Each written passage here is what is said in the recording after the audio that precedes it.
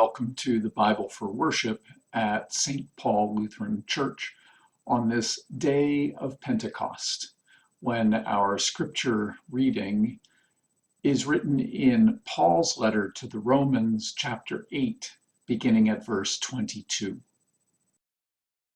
We know that the whole creation has been groaning in labor pains until now. Not only the creation, but we ourselves, who have the first fruits of the Spirit, groan inwardly while we wait for adoption, the redemption of our bodies. For in hope we were saved.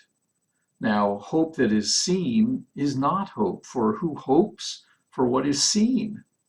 But if we hope for what we do not see, we wait for it with patience.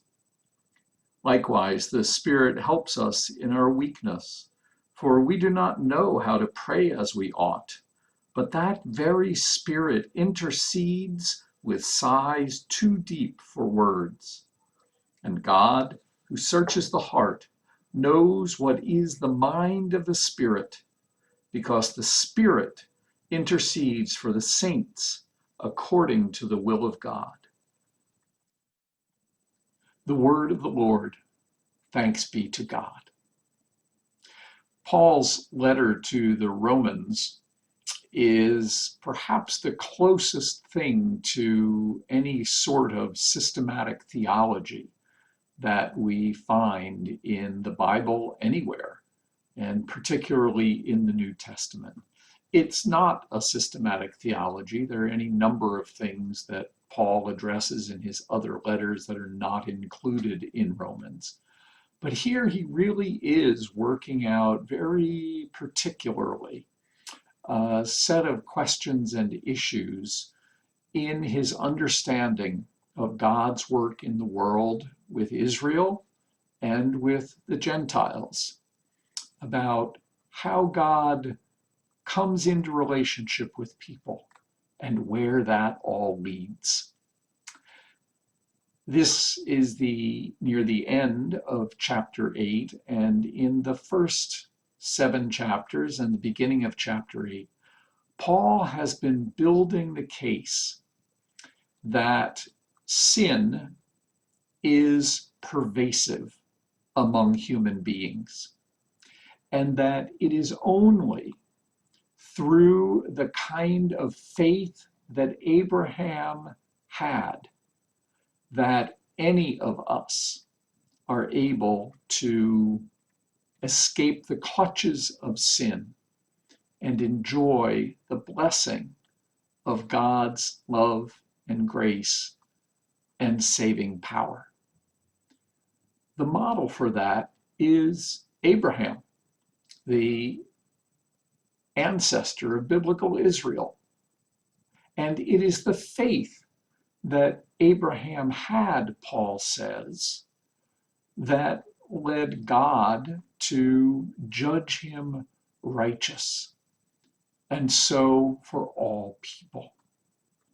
Now, faith for Paul is the name of a relationship that is created by God with anyone in the world. Israel's relationship with God, Abraham's relationship with God, was one that God created by choosing Abraham, choosing Israel, redeeming Israel from the power of Pharaoh in Egypt. And it is having that relationship with God, grounded in God's choosing, that Paul says is the basis for any human righteousness. So for Gentiles, we Gentiles too have a relationship with God based on God's choosing us. And that choosing that God does comes through the person and the life, death, and resurrection of Jesus Christ. And just as when God had once chosen Israel, God provided a Torah by which Israel would live, so when God has chosen the Gentiles through Christ, God gives a spirit by which Gentiles will live. And so we come here toward the end of Paul's extended discussion of all of these matters of election and choosing and redemption and gifts of God.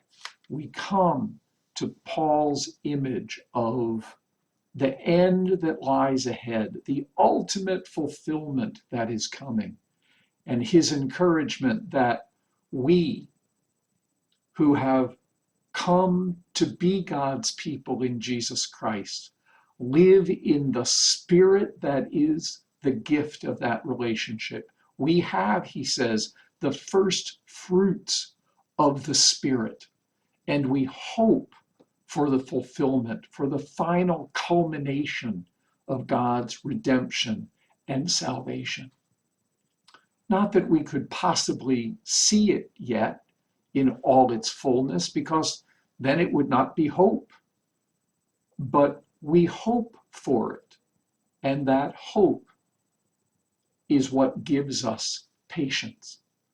The former president of the Czech Republic, the first president after the Velvet Revolution, was the playwright and poet Václav Havel. And Havel once said that hope is not a conviction that everything will turn out all right. Hope is a conviction that there will be meaning even if things don't turn out all right. This is the hope that Paul speaks of as well. Hope that is not seen, but that awaits the fulfillment with patience.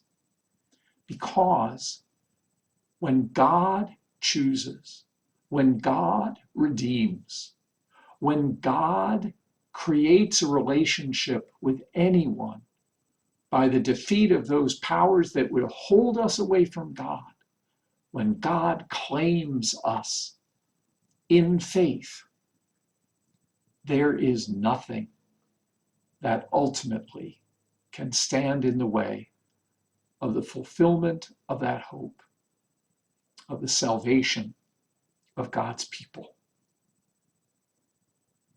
God bless.